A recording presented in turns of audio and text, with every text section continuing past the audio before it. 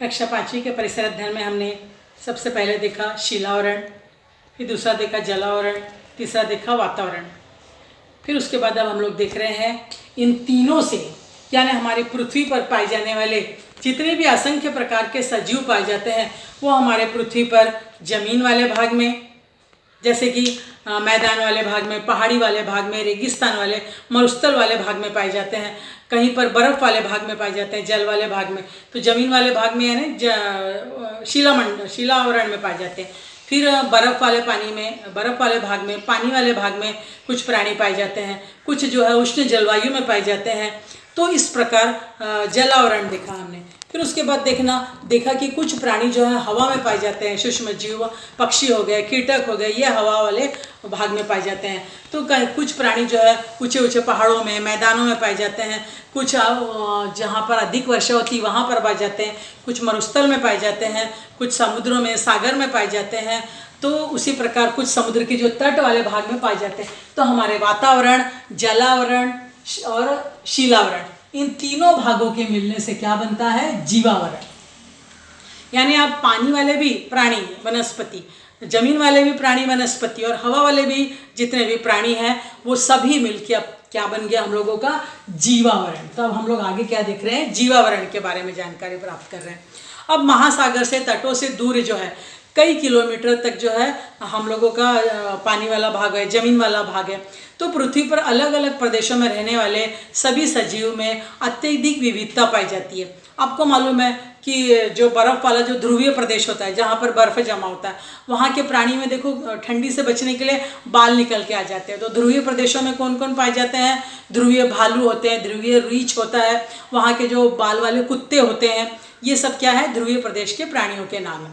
फिर उसी प्रकार अफ्रीका में जो घास वाला प्रदेश है वहाँ पर जो है जेब्रा, देखा होगा आपने, इस प्रकार सफ़ेद काली लाइन वाला प्राणी जो घोड़े जैसा दिखता है उसको जेब्रा कहते हैं हम लोग। तो वो अफ्रीका वाले प्रदेशों में पाया जाता है। उसी प्रकार ऑस्ट्रेलिया में आपने देखा होगा कंगारू, जो अपने पेट के झोले में देखो अपने बच्चे को रखा रहता है, वैसा वो जो है ऑस्ट्रेलिया में पाया जाता है। यानी ऐसे अलग अलग देशों में अलग अलग प्रकार के प्राणी पाए जाते हैं। ये वहाँ के वातावरण के अनुसार ऐसा उन प्राणियों में चेंज होता है। वैसे ही हमारे उष्ण प्रदेश में जो है हाथी पाया जाता है हम लोगों का।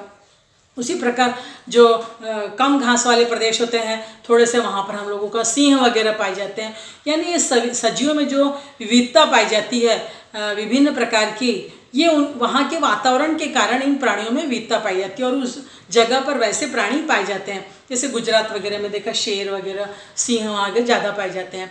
तो मरुस्थल में पाए जाने वाला प्राणी जो है अलग प्रकार के, वैसे ही वनस्पतियाँ भी होती है। आप लोगों ने देखा होगा कि घास वगैरह प्राणी, घास वगैरह या मैदान वाले भाग में बड़े बड़े झाड़ हम लोगों को दिखाई देते हैं। उसी प्रकार समुद्र के किनारे पर हम लोगों को ताड़, नारियल जैसे लंबे वाले एक बिना शाखा वाले पेड़ दिखाई देते हैं। तो कहीं पर हम लोगों को सूखी घास दिखाई देती है, कहीं कहीं पर बड़ी बड़ी घासें दिखाई देती है। उसी प्रकार मरुस्थलीय और रेगिस्तानी इलाकों में हम लोगों को एलोवेरा जैसे यानी कैक्टस जैसे कांटे वाले वनस्पतियाँ दिखाई देती है। तो ऐसे विभिन्न प्रकार के प्राणी और वनस्पति जो है सब वातावरण में हम लोगों को, ये जीवावरण में हम लोगों को दिखाई देते हैं। तो शिलावरण, जलावरण और वातावरण, इन तीनों के सम्मिलित रूप को हम लोग क्या कहते हैं? जीवावरण। तो जीवावरण की परिभाषा आपको समझ गई क्या? शिलावरण, जलावरण और वातावरण, इन तीनों के मिले हुए रूप को या सम्मिलित रूप को हम लोग क्या कहते हैं? जीवावरण कहते हैं। और इसी जीवावरण में सभी सजीव सृष्टि व्याप्त होती है। तो इस प्रकार हम लोगों का यहाँ पर पाठ खत्म होता है। तो हम लोगों ने इस पाठ में क्या क्या देखा कि जो पृथ्वी का जो ज़मीन का ऊंचा नीचा मट्टी वाला भाग होता है वो शिलावरण देखा। फिर उसके बाद देखा कि पानी का जो पानी, बर्फ़, वाष्प वाला भाग जो है वो भूजल वाला भाग वो जलावरण होता है। उसी प्रकार जो पृथ्वी पर हवा वाला भाग होता है वो क्या होता है? वातावरण होता है।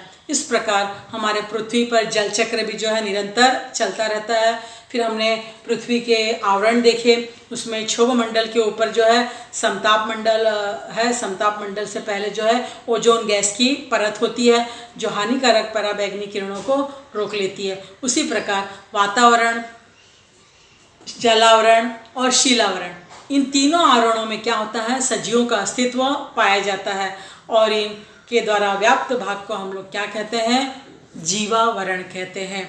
तो हम लोगों को हमेशा ध्यान रखना चाहिए कि पृथ्वी पर हमेशा प्राणी, वनस्पति और सूक्ष्म जीव पाए जाते हैं जो एक दूसरे के ऊपर निर्भर होते हैं। सभी वनस्पति के ऊपर प्राणी निर्भर होते हैं। हाँ, वह तो इस प्रकार इन सभी सजीवों के कारण ही जो सजीवों का जो जन्म होता है, उनका वृद्धि होती है, उनकी विकास होता है, ये सब हमारा किस में होता है, जीवावरण में होता है। तो इस प्रकार हम लोग का पाठ खत्म हुआ। अब हम लोग जो है स्वाध्याय के प्रश्नों की तरफ देखेंगे। स्वाध्याय में कुछ परिभाषाएं दी गई हैं, तो परिभाषा आप लोग पुस्तक से देखकर लिखोगे।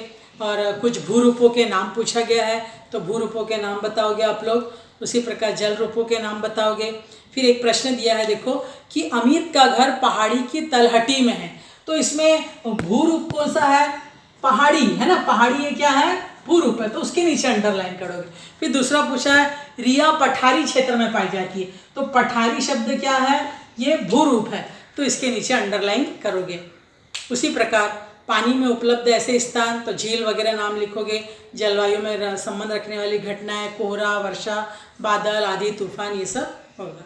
तो इस वीडियो को बार बार देखोगे और पाठ को ध्यान से सुन के समझोगे।